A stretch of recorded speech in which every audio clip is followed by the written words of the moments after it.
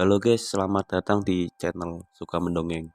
Kali ini Suka Mendongeng akan mendongengkan novel yang berjudul Dunia Sophie. Dunia Sophie sendiri adalah sebuah novel karya Joyce Steingarter, diterbitkan di Indonesia oleh penerbit Mizan tahun 1996.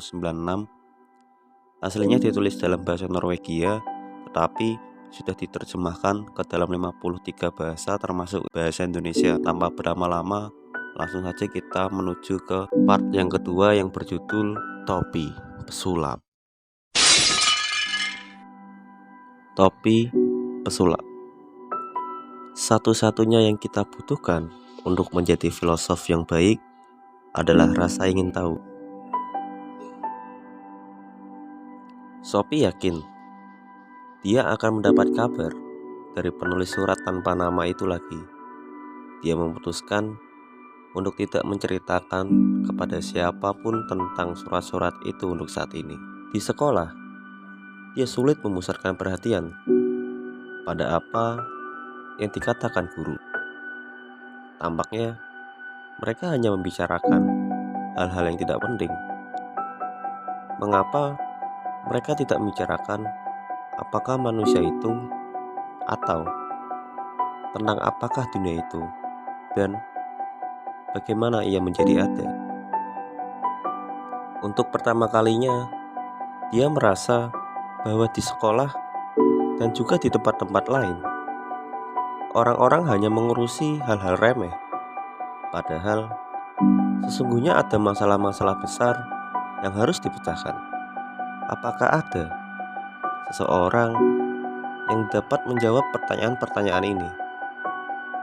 Sophie merasa bahwa memikirkan hal tersebut jauh lebih penting daripada menghafal perubahan bentuk kata kerja tak beraturan. Ketika bel berbunyi setelah pelajaran terakhir, dia buru-buru meninggalkan sekolah sehingga Joanna harus berlari mengejarnya. Tak lama kemudian, Joanna bertanya, "Kamu mau ikut main kartu malam ini?" Sophie mengangkat bahunya. "Aku tak begitu tertarik lagi pada permainan kartu." Joanna kelihatan kaget. "Kamu tak tertarik? Kalau begitu, mari kita main badminton." Sophie menatap jalan aspal di bawah, lalu memandang kanawannya. "Kukira aku juga tak ingin main badminton." "Bercanda kamu."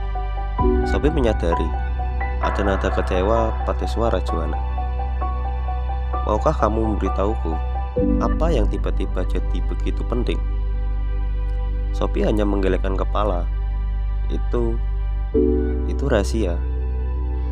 "Wah, kamu mungkin sedang jatuh cinta." Kedua gadis itu berjalan beberapa saat tanpa mengucapkan sesuatu.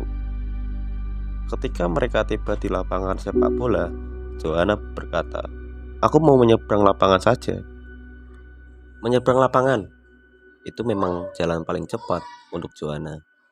Tapi dia hanya mau lewat jalan itu jika dia harus buru-buru pulang karena ada tamu di rumah atau ada janji dengan dokter gigi. Sophie menyesal telah bersikap buruk kepadanya. Namun, apalagi yang dapat dikatakannya? Bahwa dia dengan tiba-tiba menjadi begitu keasikan untuk mencari tahu siapa dirinya dan dari mana datangnya dunia sehingga dia tidak punya waktu lagi untuk bermain badminton. Apakah Joanna akan mengerti? Meski begitu sulit untuk terserap dalam masalah yang paling penting dan dalam suatu hal paling wajar itu, dia merasa jantungnya berdegup lebih kencang ketika dia membuka kotak surat. Mula-mula dia hanya menemukan sebuah surat dari bank dan beberapa amplop besar untuk ibunya. Sialan, Sophie sudah berharap-harap akan mendapatkan surat lain dari pengirim yang tidak dikenalnya itu. Ketika menutup pintu gerbang di belakangnya, dia mendapati namanya sendiri tertera di atas salah satu amplop besar. Sewaktu membalikannya, dia melihat tulisan di belakang, "Pelajaran filsafat, hati-hati."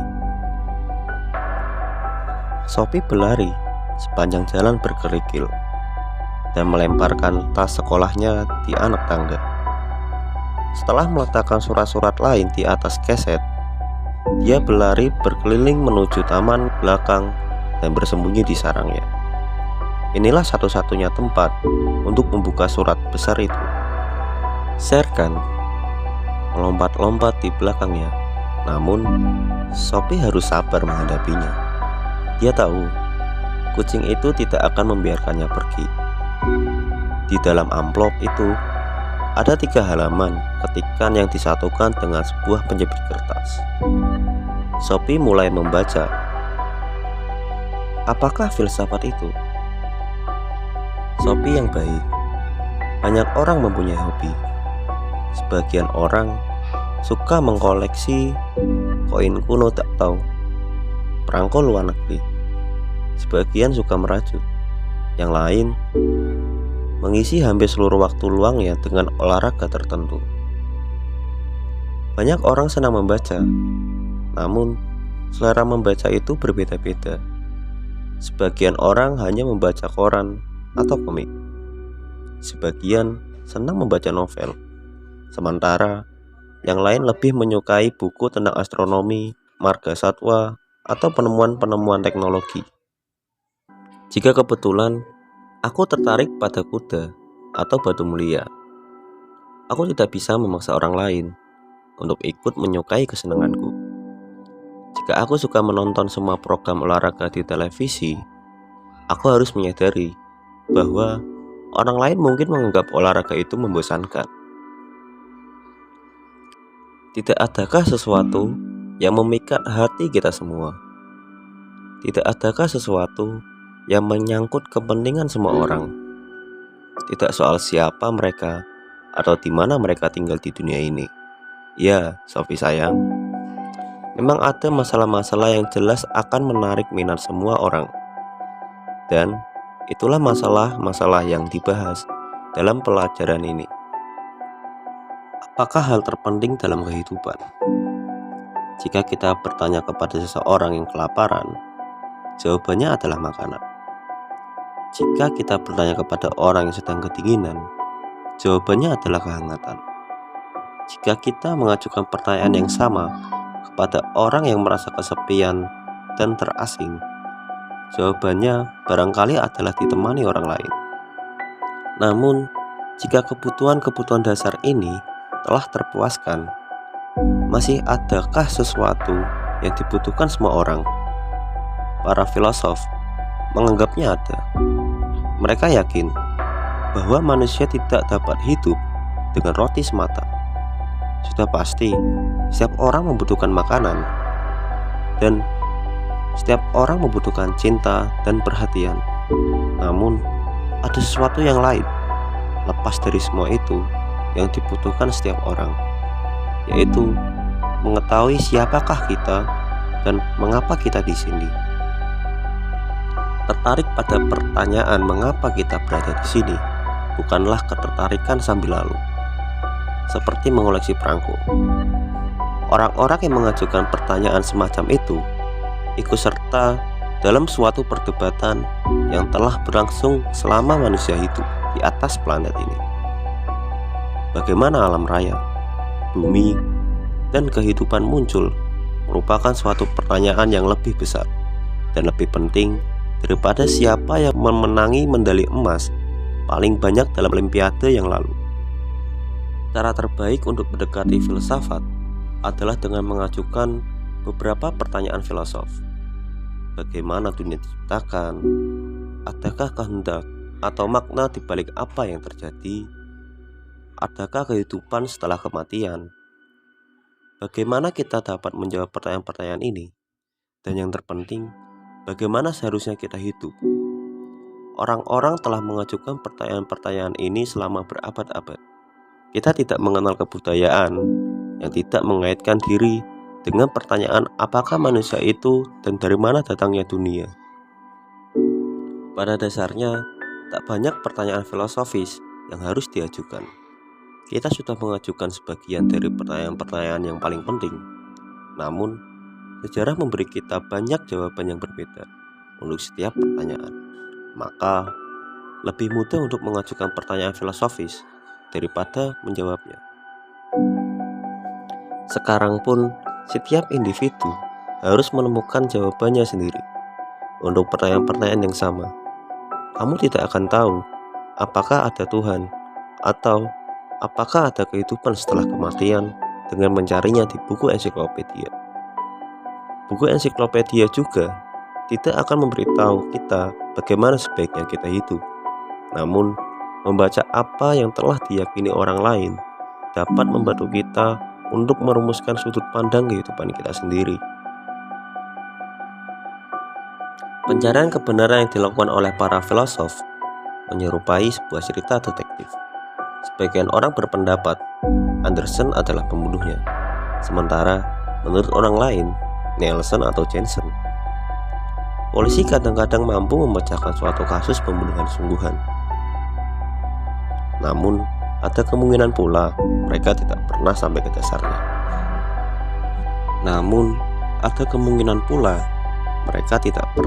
dasarnya. Meskipun ada pemecahan di suatu tempat. Maka, meskipun sulit untuk menjawab suatu pertanyaan, barangkali ada satu dan hanya satu jawaban yang tepat. Entah itu adanya semacam eksistensi setelah kematian atau tidak ada. Banyak teka-teki kuno yang kini telah berhasil dijelaskan melalui ilmu pengetahuan. Seperti apa sisi gelap bulan itu sebelumnya pernah terselubung misteri. Dulu, itu bukanlah sesuatu yang dapat dipecahkan lewat diskusi, melainkan diserahkan pada imajinasi setiap individu. Tetapi, kini kita tahu dengan tepat seperti apa sisi gelap bulan itu, dan tak seorang pun yang masih percaya pada manusia di bulan atau bahwa bulan itu terbuat dari keju hijau. Seorang filosof Yunani yang hidup lebih dari 200 tahun yang lalu percaya bahwa mula-mula filsafat adalah rasa ingin tahu manusia.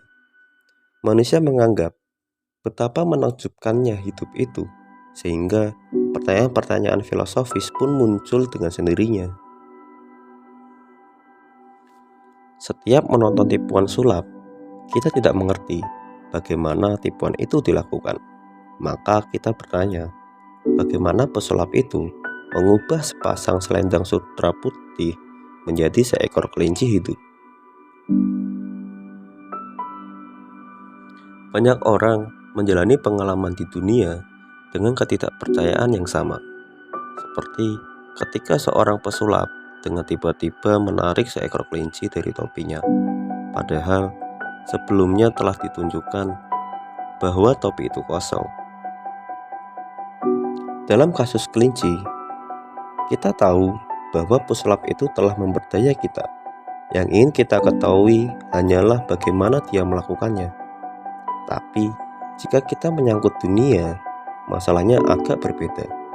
Kita tahu bahwa dunia bukanlah hasil sulapan, tangan, dan tipuan. Sebab, kita berada di sini di dalamnya. Kita merupakan bagian darinya. Sesungguhnya, kita adalah kelinci putih yang ditarik keluar dari topi.